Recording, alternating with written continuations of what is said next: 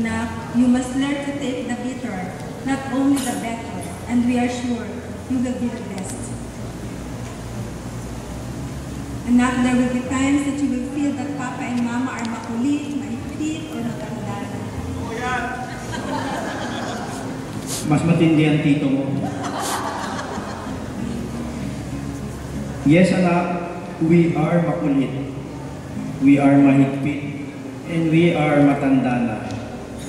And we are makulit, mahigpit, and matanda na, not just like your Tito Oge,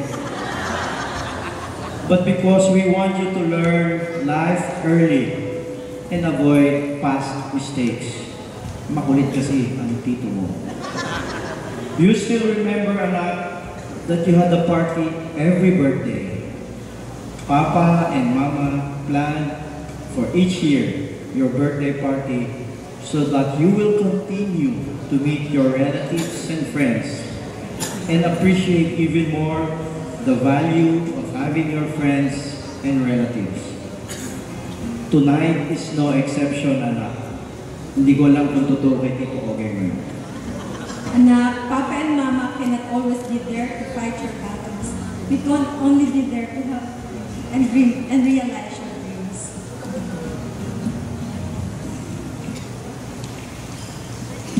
$30 na lang. Anak, you have always made Papa and Mama proud. Now, as you celebrate your 30th birthday, it is Papa and Mama's only wish that you finish your studies, have a successful career, and have a good family and a bright future. And so we pray, anak, that Papa Jesus, Mama Mary, and Nina and Saint Clair grant us this prayer. We will always be here for you, anak. We love you, anak. Happy 18th birthday.